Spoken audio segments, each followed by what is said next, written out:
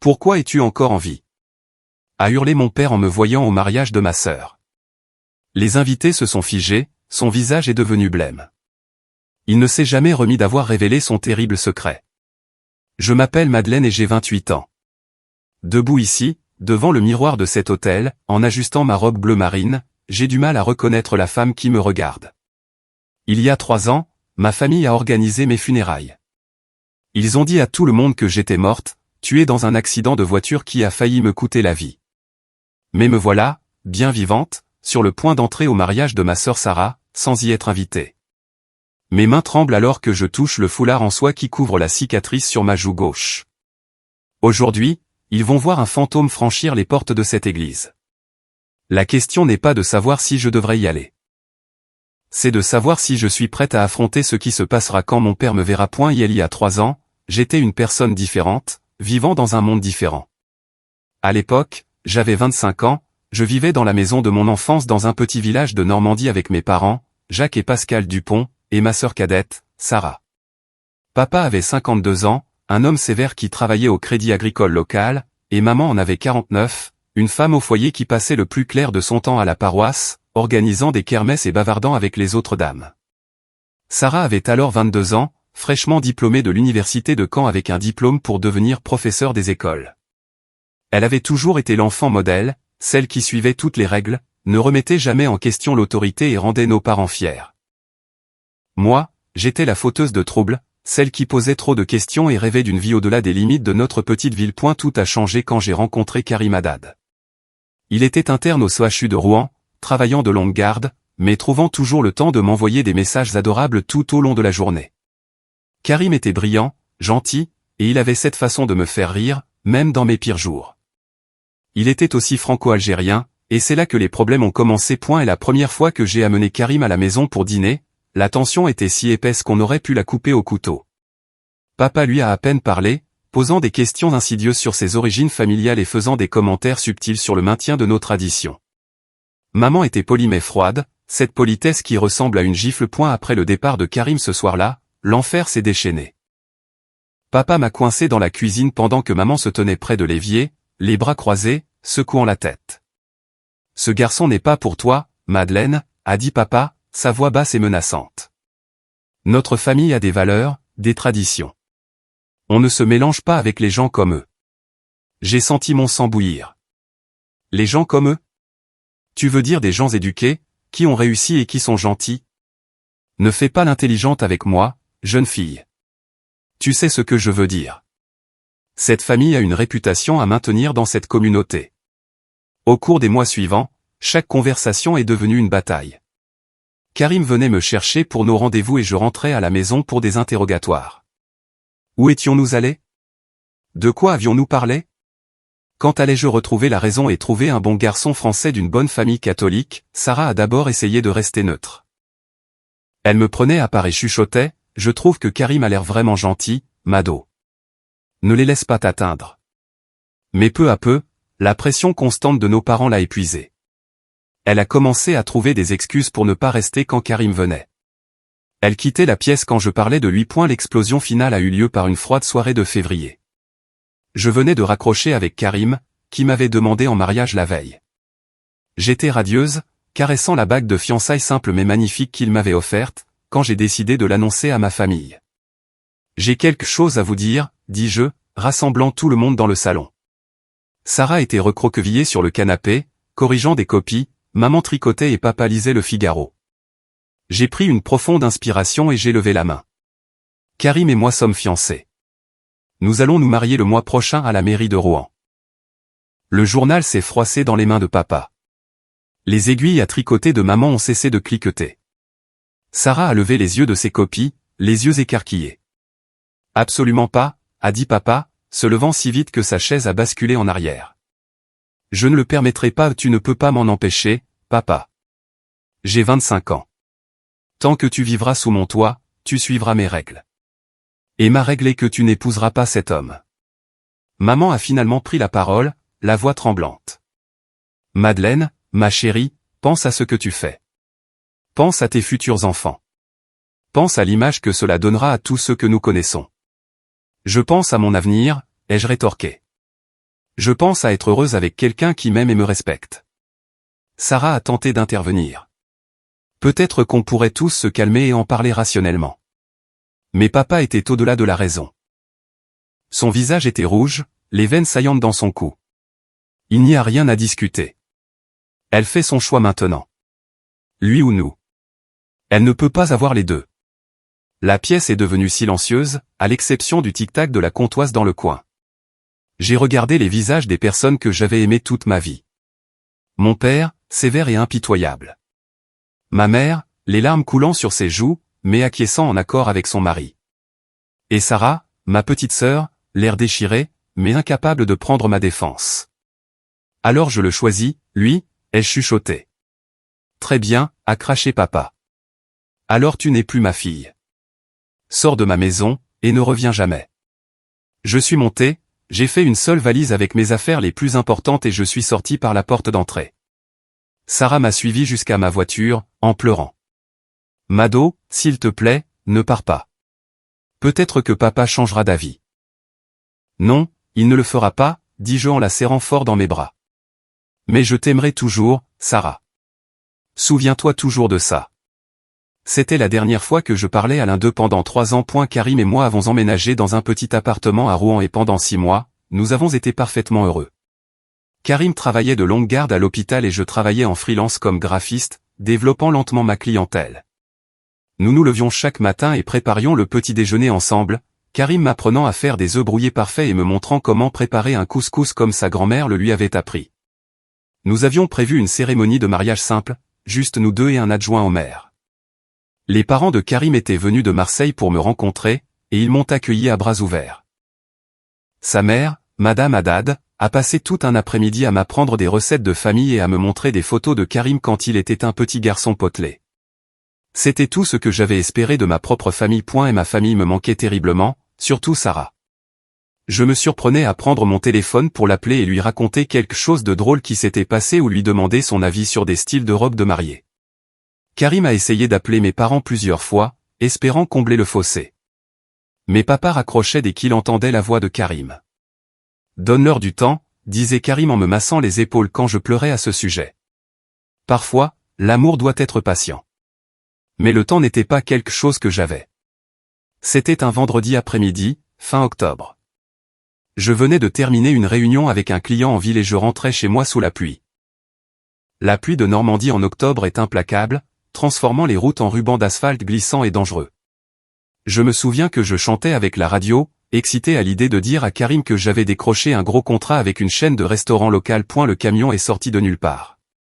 J'étais arrêté à un feu rouge quand je l'ai vu dans mon rétroviseur. Un énorme semi-remorque fonçant vers moi, clairement incapable de s'arrêter sur la chaussée mouillée. J'ai eu peut-être 2 secondes pour me préparer à l'impact. La chose suivante dont je me souviens, c'est de me réveiller dans un lit d'hôpital 3 semaines plus tard. Des tubes dans les bras et un bandage couvrant la moitié de mon visage. Karim dormait dans le fauteuil à côté de mon lit, sa main posée sur la mienne. Il avait l'air d'avoir vieilli de 5 ans, son visage émacié et mal rasé, ses vêtements froissés. Quand il a vu mes yeux s'ouvrir, il s'est mis à pleurer. Dieu merci, a-t-il chuchoté. Dieu merci, tu vas bien. Mais je n'allais pas bien. Les médecins m'ont expliqué que j'avais subi une grave commotion cérébrale, un édème cérébral et que j'aurais des cicatrices permanentes sur la joue gauche, là où le verre du pare-brise m'avait coupé. Ma jambe gauche était cassée à 2 endroits et j'aurais besoin de mois de kinésithérapie pour remarcher normalement. As-tu appelé ma famille? Ai-je demandé faiblement. Le visage de Karim s'est décomposé. J'ai essayé, Mado. Je les ai appelés le soir de l'accident. Qu'est-ce qu'ils ont dit? Il est resté silencieux un long moment, me tenant la main et regardant le sol. Finalement, il a croisé mon regard. Ton père a dit que tu avais fait ton choix. Il a dit que tu étais morte pour eux. Les mots m'ont frappé plus fort que le camion. Il a dit quoi? Je suis désolé, mon amour. J'ai essayé de rappeler. J'ai essayé d'expliquer à quel point c'était grave, mais ils n'ont pas voulu écouter. Ton père n'arrêtait pas de répéter qu'il n'avait pas de fille nommée Madeleine. J'ai fermé les yeux et j'ai essayé de digérer cette information. On avait dit à mon propre père que je luttais pour ma vie dans un hôpital et sa réponse avait été de nier mon existence. La douleur physique de mes blessures n'était rien comparée à la dévastation émotionnelle de ce moment. Pendant ma convalescence, j'ai essayé de les contacter moi-même. J'ai appelé la maison depuis ma chambre d'hôpital, mais la ligne avait été coupée. J'ai envoyé des emails qui m'ont été retournés. J'ai même demandé à Karim de passer en voiture devant la maison pour voir s'il y vivait encore. Mais les voisins lui ont dit que mes parents avaient demandé à tout le monde de ne donner aucune information sur la famille aux étrangers qui posaient des questions. C'était comme si j'avais été complètement effacé de leur vie. Ce que je ne savais pas alors, c'est que mon effacement était plus complet que je n'aurais pu l'imaginer. 2 mois après l'accident, alors que j'apprenais encore à remarcher avec une canne, Karim est rentré du travail avec une drôle d'expression sur le visage. Il s'est assis à côté de moi sur notre canapé et a pris mes mains dans les siennes. « J'ai rencontré quelqu'un de ta ville natale aujourd'hui », a-t-il dit prudemment. Une infirmière à l'hôpital a mentionné qu'elle venait du même coin quand elle a vu ton adresse sur un formulaire. Oh, qui c'était? Elle s'appelle Jeanne Moreau. Elle a dit qu'elle était au lycée avec toi. Je me souvenais de Jeanne.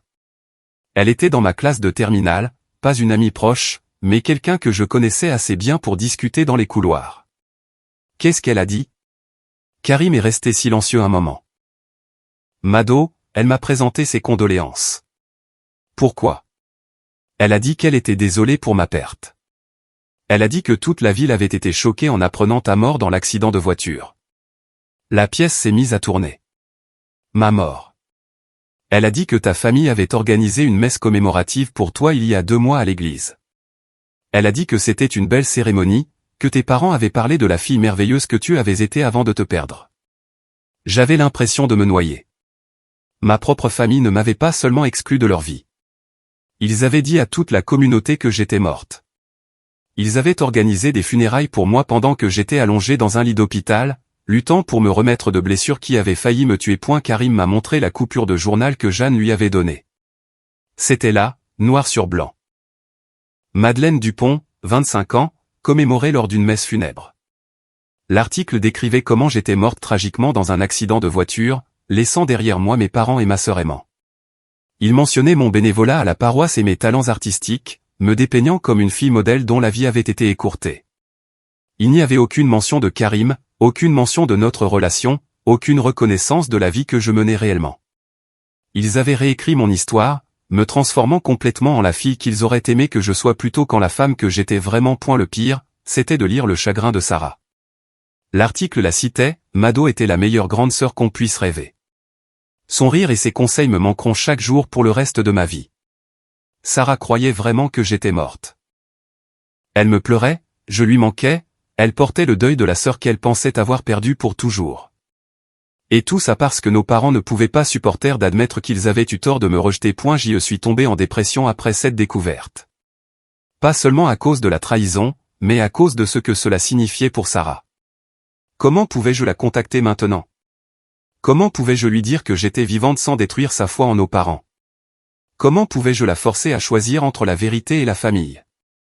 C'était tout ce qui lui restait. Karim m'a tenu dans ses bras pendant que je pleurais pendant des heures cette nuit-là. Ils ne te méritent pas, a-t-il chuchoté dans mes cheveux. Ils ne t'ont jamais mérité. Mais le savoir ne rendait pas la douleur moins vive. Karim et moi avons pris la décision difficile de quitter complètement la Normandie.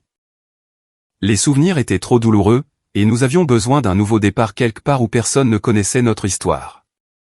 Nous avons déménagé à Lyon, où Karim a trouvé un poste aux Hospices civils de Lyon et où j'ai lentement reconstruit mon entreprise de graphisme en freelance. Cela a pris 2 ans, mais peu à peu, nous avons créé une vie magnifique ensemble.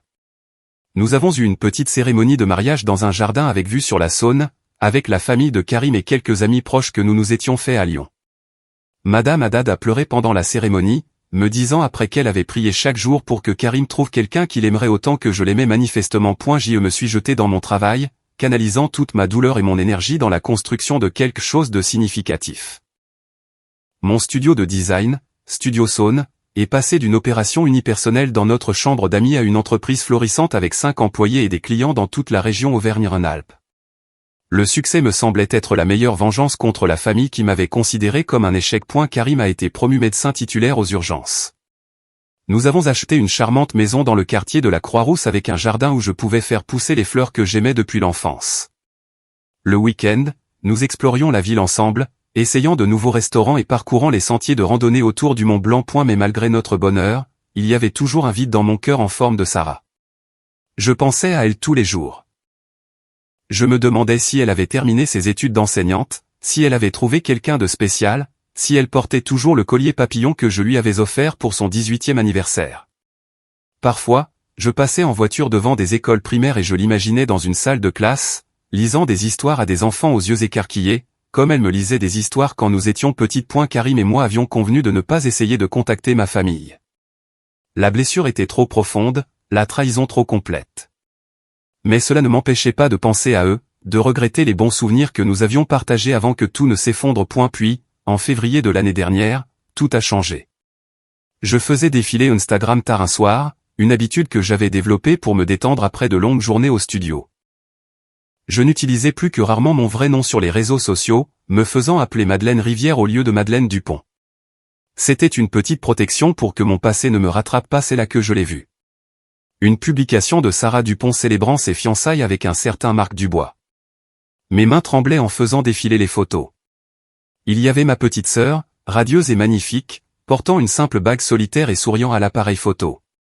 Elle ressemblait tellement à maman à cet âge, mais avec le menton têtu de papa et les mêmes yeux vifs que je me souvenais de notre enfance. Et la légende disait, il m'a demandé en mariage sur la plage où nous avons eu notre premier rendez-vous. J'ai hâte de commencer ce nouveau chapitre, même si j'aimerais que ma sœur Madeleine puisse être là pour le partager avec moi. Elle aurait adoré Marc, et je sais qu'elle veille sur nous depuis le paradis. Je me suis mise à pleurer et je ne pouvais plus m'arrêter. Karim m'a trouvé en sanglots sur le canapé à minuit, fixant toujours les photos. Elle va se marier, ai-je réussi à dire à travers mes larmes. Karim s'est assis à côté de moi et m'a prise dans ses bras. Je suis désolé, mon amour. Je sais que c'est difficile. Au cours des jours suivants, je n'ai pu me concentrer sur rien d'autre. J'ai créé un faux compte Instagram et j'ai suivi Sarah, remontant des mois de publications que j'avais manqués. Elle partageait des photos de son travail d'enseignante, de ses aventures avec Marc et de réunions de famille avec nos parents. Mais parsemées de ci de là, il y avait des publications sur le fait que je lui manquais. À mon anniversaire, il y a 28 ans aujourd'hui, ma grande sœur est née. Je lui garde toujours une part de gâteau chaque année. À l'anniversaire de ma prétendue mort, 2 ans sans Mamado. Certains jours, je prends encore mon téléphone pour l'appeler. À Noël, le plus dur pendant les fêtes, c'est la chaise vide à table. Sarah vivait sa vie, mais elle portait le poids de ma perte chaque jour. Elle avait grandi en croyant sa sœur morte, me pleurant pendant que je construisais une nouvelle vie à seulement quelques heures de la pointe. Les publications sur le mariage continuaient d'affluer. Sarah partageait des photos de ses essayages de robes avec maman, des séances de planification avec Marc et son excitation pour leur cérémonie en août. Dans chaque publication heureuse, il y avait une ombre de tristesse quand elle mentionnait qu'elle aurait aimé que je sois là. Marc semblait être un homme vraiment bon. Il était enseignant aussi. Il entraînait l'équipe de football des jeunes et adorait clairement Sarah.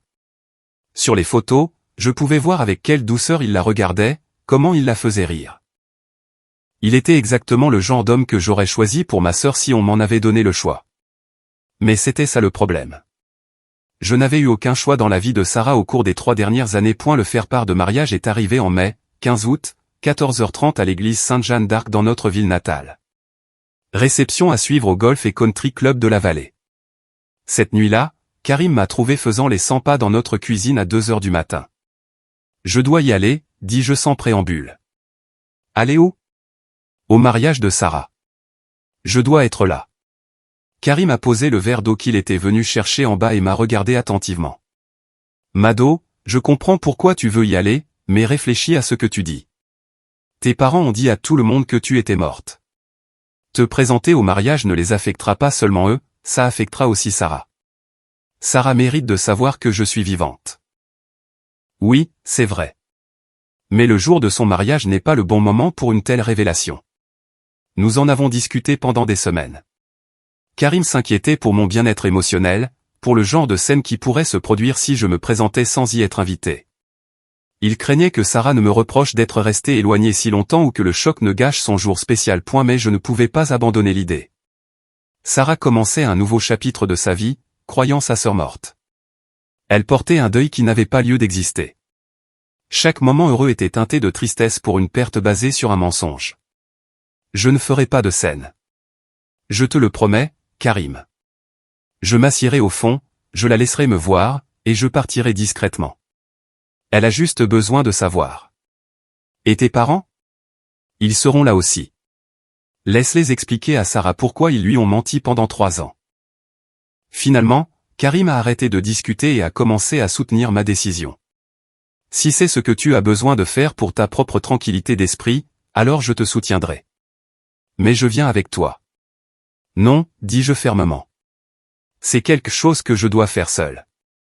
Le matin du 15 août, je me suis réveillé dans une chambre de l'hôtel Ibis dans ma ville natale pour la première fois en plus de 3 ans. J'étais venu de Lyon la veille, l'estomac noué par la nervosité et l'anticipation. Karim avait voulu venir malgré mes protestations, mais je l'avais convaincu de rester à la maison. Cette confrontation devait être la mienne, et la mienne seule. Je me tenais devant le miroir de la salle de bain de l'hôtel, me maquillant pour couvrir la cicatrice estompée mais toujours visible sur ma joue gauche. 3 ans de guérison l'avaient réduite à une fine ligne argentée, mais sous une certaine lumière, on pouvait encore voir où le verre m'avait coupé. J'ai enroulé un foulard en soie autour de mon cou, le positionnant pour couvrir nonchalamment la partie inférieure de mon visage. J'avais choisi ma tenue avec soin. Une simple robe bleu marine, élégante mais pas tapa accent grave-l'œil, des talons couleur chair assez confortables pour courir si nécessaire, et un minimum de bijoux. Je voulais avoir l'air d'être à ma place, mais pas comme si j'essayais d'éclipser la mariée. Mes mains tremblaient en appliquant mon rouge à lèvres. Qu'est-ce que j'étais en train de faire? Était-ce la bonne chose à faire? Ou Karim avait-il raison de dire que j'aurais dû trouver un autre moyen de contacter Sarah d'abord? Mais il était trop tard pour les doutes. J'avais fait mon choix. Le trajet jusqu'à l'église Sainte-Jeanne d'Arc a duré 15 minutes à travers des rues que j'avais connues toute mon enfance. Pas grand-chose n'avait changé. Les mêmes petites boutiques bordaient la rue principale. Les mêmes familles vivaient dans les mêmes maisons.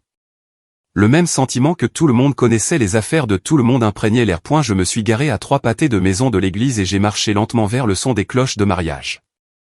Mon cœur battait si fort que j'étais sûr que tout le monde pouvait l'entendre. Des voitures s'arrêtaient devant l'entrée de l'église.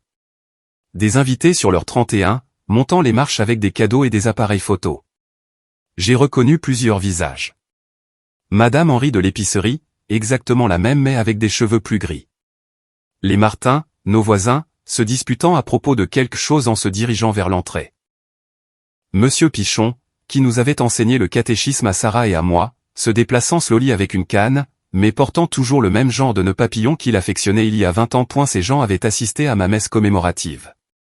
Ils avaient pleuré ma mort, envoyé des plats à mes parents, probablement partagé des souvenirs de m'avoir vu grandir.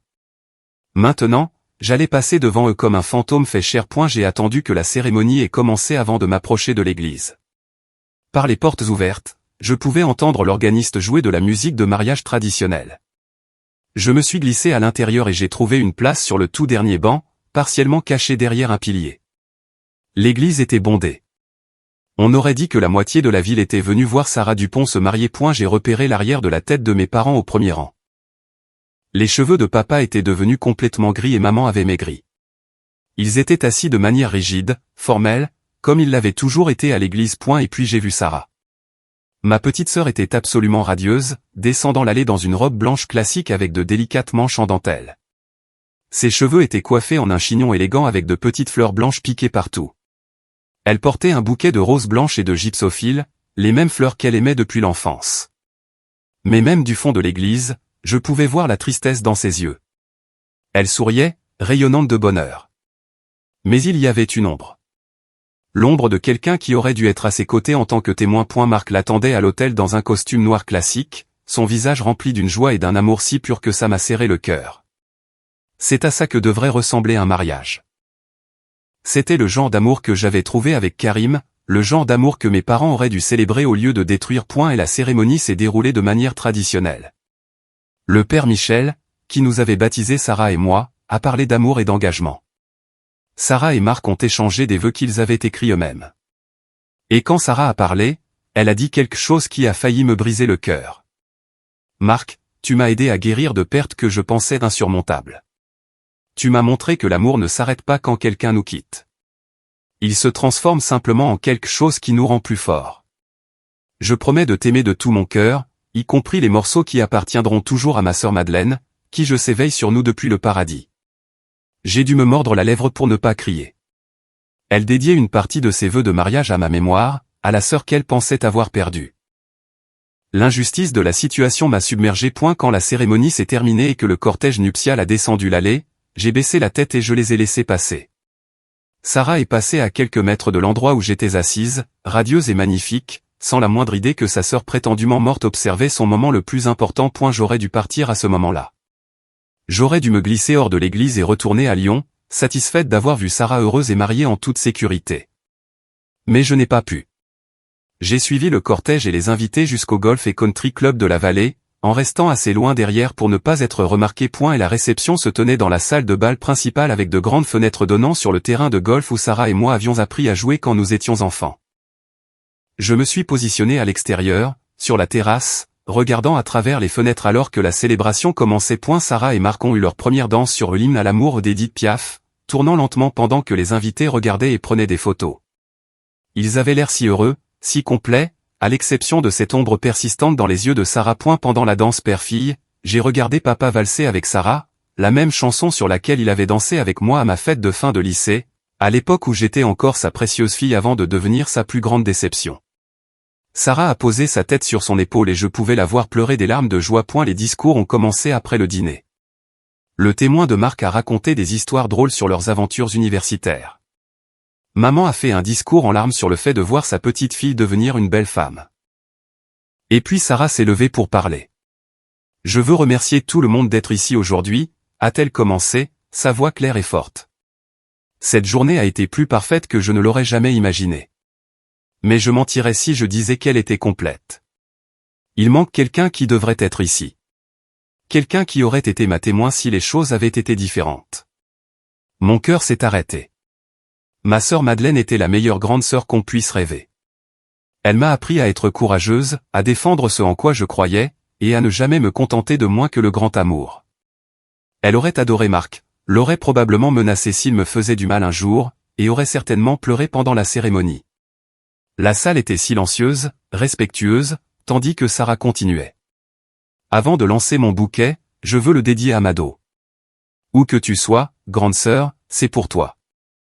Sarah s'est tournée vers le groupe de femmes célibataires rassemblées sur la piste de danse, a levé son bouquet de roses blanches et a dit assez fort pour que tout le monde l'entende, « Ceci est pour ma sœur Madeleine, où que tu sois. » C'est à ce moment-là que j'ai su que je ne pouvais plus rester caché. J'y suis entré dans la salle de bal par les portes-fenêtres juste au moment où Sarah levait le bras pour lancer le bouquet.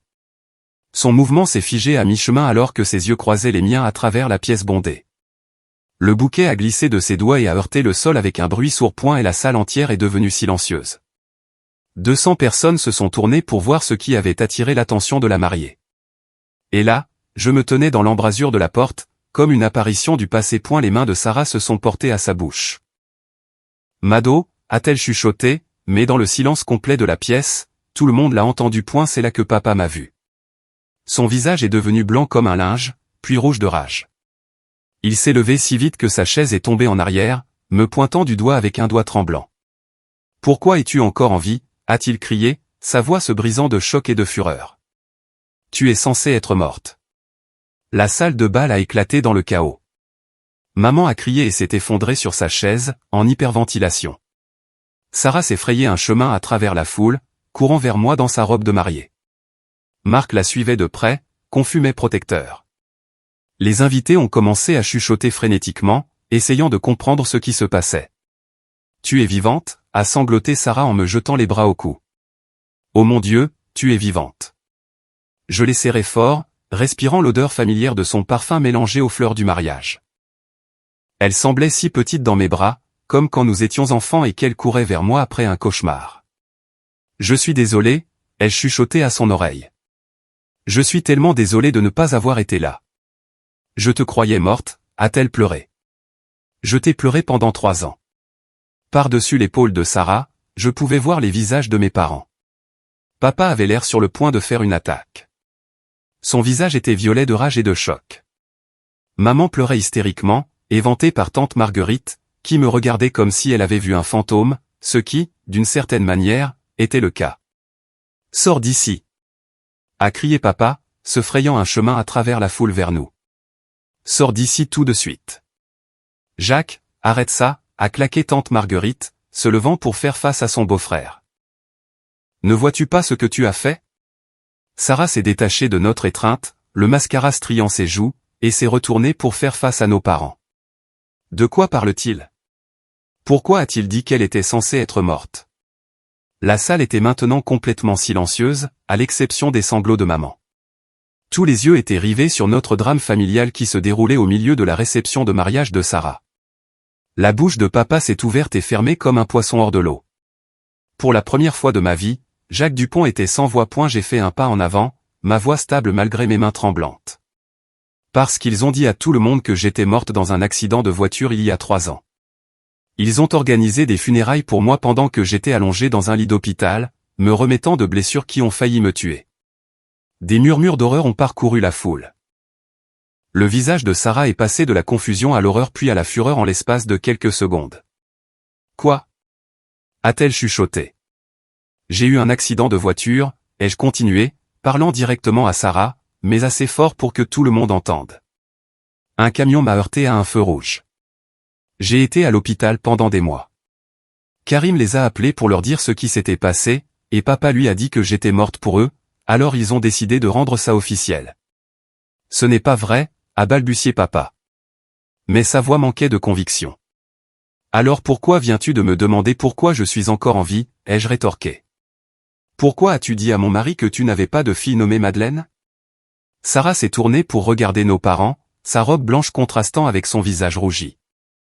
Maman, papa, est-ce que c'est vrai?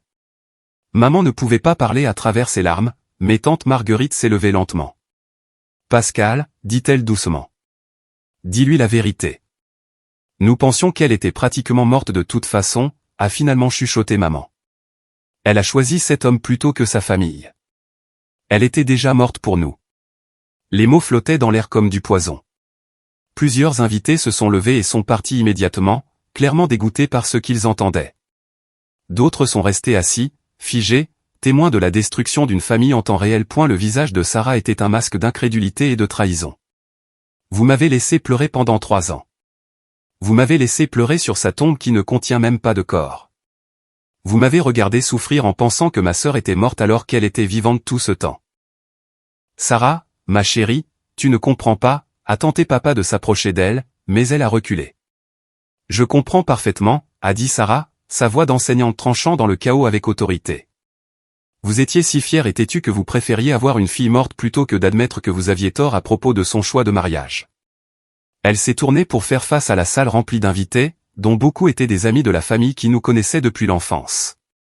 Combien d'entre vous le savaient? A-t-elle demandé.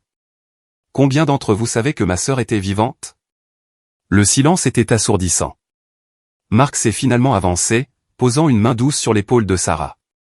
Peut-être devrions-nous en discuter en privé, a-t-il suggéré doucement. Non, a dit fermement Sarah. Ils ont rendu cela public quand ils ont organisé de fausses funérailles. Ils ont rendu cela public quand ils ont menti à toute une communauté. Elle m'a regardé à nouveau, les larmes coulant sur son visage. Où étais-tu? Qu'est-ce qui t'est arrivé? Je vis à Lyon maintenant, dis-je. Je suis marié à Karim. J'ai une entreprise, une belle vie. J'ai voulu te contacter chaque jour pendant 3 ans, mais comment dire à quelqu'un que ses parents ont menti sur ta mort?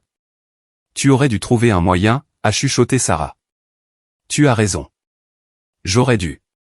J'avais peur et j'étais blessé et j'ai fait le mauvais choix. Mais je suis là maintenant. Papa a finalement retrouvé sa voix.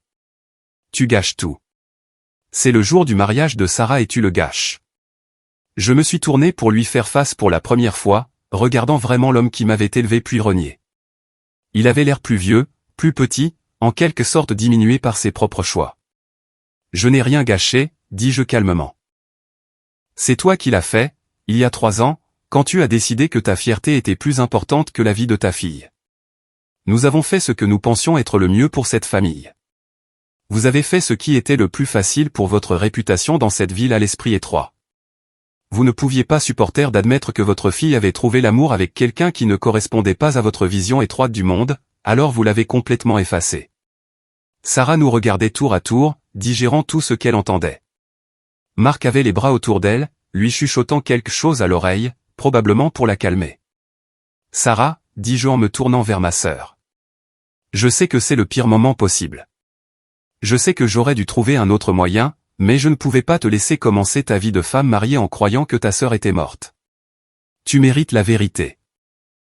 Sarah a essuyé ses yeux avec le dos de ses mains, étalant encore plus son maquillage. J'ai besoin de m'asseoir. Marc l'a guidée vers une chaise pendant que la foule d'invités regardait, fascinée et horrifiée. Certaines personnes prenaient des photos avec leur téléphone, et j'ai réalisé que ce désastre serait sur tous les réseaux sociaux en quelques heures. Tante Marguerite s'est approchée de moi prudemment. Madeleine, c'est vraiment toi? Salut, tante Marguerite.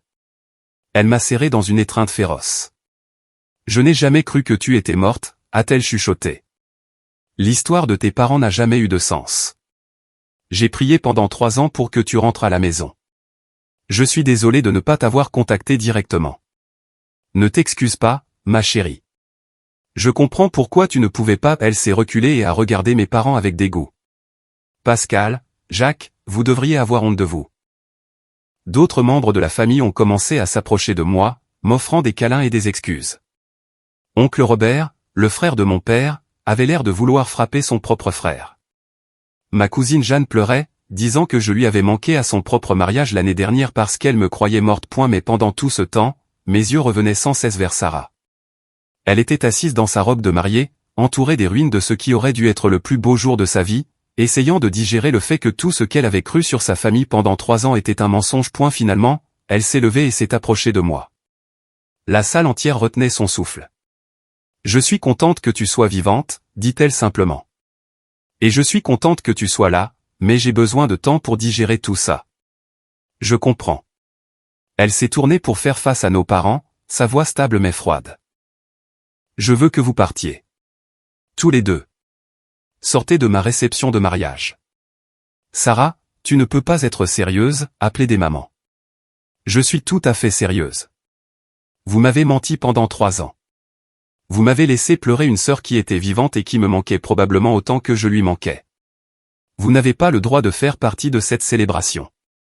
Papa s'est avancé, le visage rouge d'indignation. C'est ridicule. C'est elle qui a abandonné cette famille. Non, a dit fermement Sarah. Elle a fait le choix d'épouser quelqu'un qu'elle aimait. Vous avez fait le choix de la renier pour ça. Ce n'est pas la même chose. Elle a regardé la salle, tous les invités qui fixaient encore notre drame familial. Je suis désolé que tout le monde ait dû assister à ça. S'il vous plaît, restez et profitez de la fête. Marc et moi allons prendre l'air dehors. Alors que Sarah et Marc se dirigeaient vers la terrasse, elle s'est arrêtée à côté de moi. Tu restes en ville ce soir? Oui, à l'hôtel Ibis. Je t'appellerai demain. Nous avons beaucoup de choses à nous dire.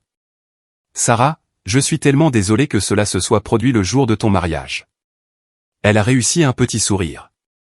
Au moins, maintenant je sais pourquoi je sentais qu'il manquait quelque chose. Ce n'était pas du chagrin que je portais. C'était de l'espoir. Les conséquences du mariage de Sarah ont été rapides et décisives. En quelques heures, la nouvelle de ma résurrection s'était répandue dans notre petite ville comme une traînée de poudre. Des publications sur les réseaux sociaux montraient des photos de la confrontation, et le lendemain matin, l'histoire avait été reprise par les médias locaux. Sarah m'a appelé à 8 heures du matin, sa voix fatiguée mais déterminée. Peux-tu me retrouver pour un café? Juste nous deux. Nous nous sommes retrouvés dans le même café où nous allions manger des crêpes après la messe quand nous étions enfants. Sarah avait l'air épuisée, portant toujours sa coiffure de mariage de la veille, mais vêtue d'un jean et d'un pull. Elle avait clairement pleuré. Je n'ai pas dormi de la nuit, a-t-elle dit alors que nous nous installions dans une banquette d'angle. Moi non plus. Marc a été incroyable. Il m'a tenu dans ses bras pendant que je pleurais et n'a posé aucune question jusqu'à ce que je sois prête à parler. Puis il a écouté tout ce que je lui ai raconté sur notre famille et a dit qu'il comprenait pourquoi j'avais besoin de te voir aujourd'hui. Il a l'air d'un homme bien. Il l'est. Sarah a remué du sucre dans son café avec des mains tremblantes. Mado, j'ai besoin que tu me dises tout. Où étais-tu? Es-tu vraiment mariée? Es-tu heureuse? Alors, je lui ai tout raconté. Je lui ai parlé de Karim, de l'accident, du refus de nos parents de reconnaître mon existence. Je lui ai parlé de la construction d'une vie à Lyon, de mon entreprise, du bonheur que j'avais trouvé malgré la douleur d'avoir perdu ma famille. Sarah a écouté sans m'interrompre, essuyant parfois des larmes. Quand j'ai fini, elle est restée silencieuse un long moment. Je n'arrive pas à croire qu'il m'ait laissé souffrir comme ça, a-t-elle finalement dit. Je visitais ta tombe tous les mois. J'apportais des fleurs et je te parlais de tout ce qui se passait dans ma vie. Je t'ai parlé de Marc, de mes fiançailles, de la planification du mariage. Je me sentais si coupable que tu ne sois pas là pour partager ça avec moi. Je suis désolé, Sarah. J'aurais dû trouver un moyen de te contacter plus tôt. Non, ne t'excuse pas. Je comprends pourquoi tu ne pouvais pas. Si quelqu'un me disait que ma sœur était morte et que je découvrais ensuite qu'elle était vivante, je ne saurais pas non plus comment gérer ça. Elle a tendu la main sur la table et a pris les miennes. Parle-moi de Karim. Je veux tout savoir sur l'homme que ma sœur a épousé. J'ai sorti mon téléphone et je lui ai montré des photos. Karim à notre mariage, Karim cuisinant dans notre cuisine, Karim et moi en randonnée dans les montagnes. Sarah a souri à chaque photo, surtout à celle où Karim me faisait clairement rire. Il te regarde de la même façon que Marc me regarde, a-t-elle dit, comme si tu étais la chose la plus importante dans son monde. Il est la chose la plus importante dans le mien. Je veux le rencontrer. Il voulait venir avec moi hier, mais j'ai pensé qu'il valait mieux que je vienne seul. Tu as probablement eu raison.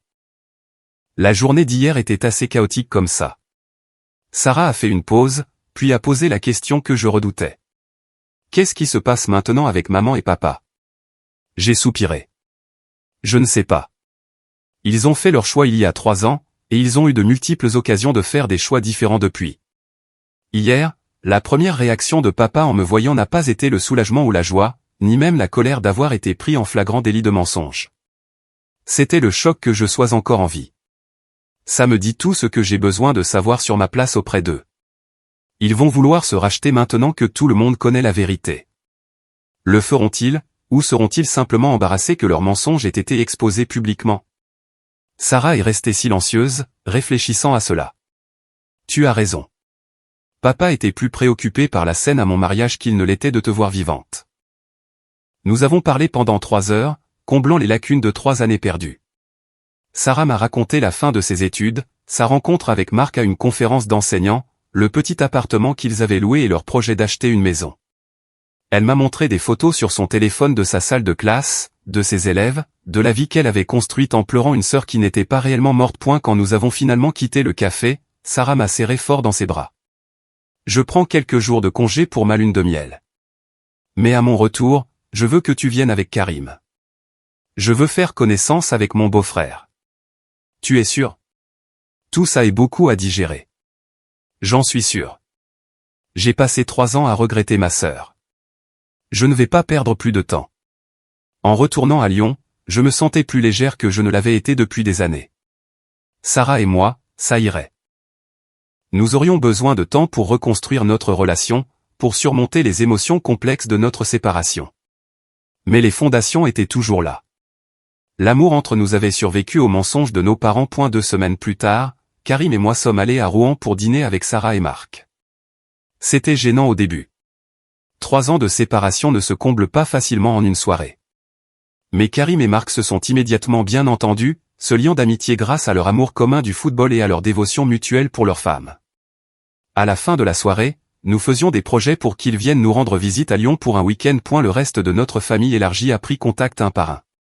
Tante Marguerite s'est excusée à plusieurs reprises de ne pas avoir remis en question plus agressivement l'histoire de mes parents. Oncle Robert a avoué qu'il avait toujours soupçonné que quelque chose n'allait pas, mais qu'il n'avait pas su comment enquêter. Cousins, amis de la famille, même d'anciens voisins ont appelé pour exprimer leur choc et me dire que je leur avais manqué. Mais mes parents sont restés silencieux. 3 mois après le mariage de Sarah, elle m'a appelé avec des nouvelles. Maman et papa veulent te voir. Qu'est-ce que tu leur as dit? Je leur ai dit que c'était entre vous et eux. Mais Mado, je pense que tu devrais savoir que les choses ne vont pas bien pour eux depuis le mariage. Beaucoup de gens en ville les traitent différemment maintenant qu'ils connaissent la vérité.